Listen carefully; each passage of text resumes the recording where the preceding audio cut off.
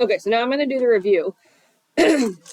On these first one, it says find the solutions of the graph. So all you're doing is looking at the graph. Solutions are the same thing as x-intercepts. So my x-intercepts are 0 and 1, 2, 3, 4, 5. 5. And this one only has one x-intercept. It's at 1, 2, 3, 4, 5, 6. -6. And there's just one. All right, so if you want to, you can go ahead and pause the video and try your number 1 and 2. On number 3, it says solve by factoring. Make sure you keep in mind the method I'm asking for, because if you don't solve it the right way, then you won't get points. So when you're solving by factoring, you need the equation equal to 0, the factors, and the solutions. You can work backwards, which I think a lot of you like to do. So I'm going to work this one backwards to show you how. Before you do anything, you need to equal it to 0. So I'm going to minus the 3x minus the 18. So I get x squared minus 3x minus 18 equals, these guys will go away, 0. So I'm going to work backwards. I'm going to go and type this one into y1. X squared minus 3x minus 18. All right, so I can see it's crossing at -3 and at 6. So x equals -3 and 6. Those are my solutions. I have my equation equal to 0. The only other thing I need to make sure I write down are my factors. So when you write your factors from the solutions, they're going to switch signs. So instead of a -3, I'm going to put a +3. Instead of a 6, I'm going to put a -6. So make sure if you're solving by factoring and you're working backwards, you have those 3 things. All right, if you want to pause the video and work your number 3, you can.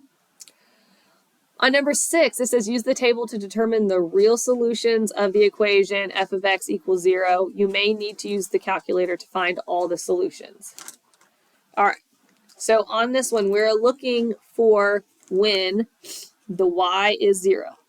All right, that's going to give me my solutions. So the y is 0 here and somewhere between 0 and 1. All right, so your answer is going to be x equals -2 and 0 point something. The only way to figure out that something is to type my equation into the calculator. -3x squared minus 4x plus 4. All right, and so I'm going to have to use my little spider to figure out what that decimal point is. Second trace 0.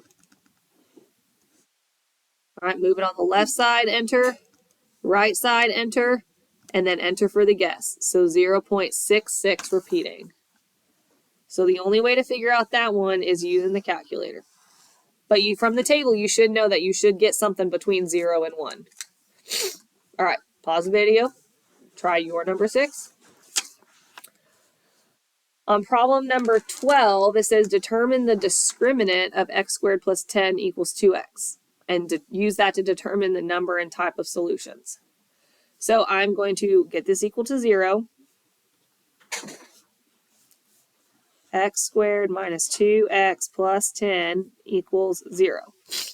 All right, so the discriminant is the b squared minus 4ac. Mama.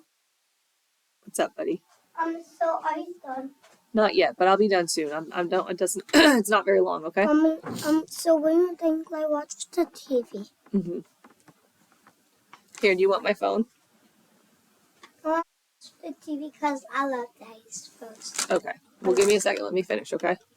I on the second one. I'm on problem 12. Problem 2. Okay. 12. Yep. All right. So b squared minus 4ac is the discriminant. So the a is coming from the x squared, which is an understood 1. The b is -2. The c is 10. So I'm going to put it in here, b squared, so -2 squared minus 4 times a, which is 1, times c, which is 10.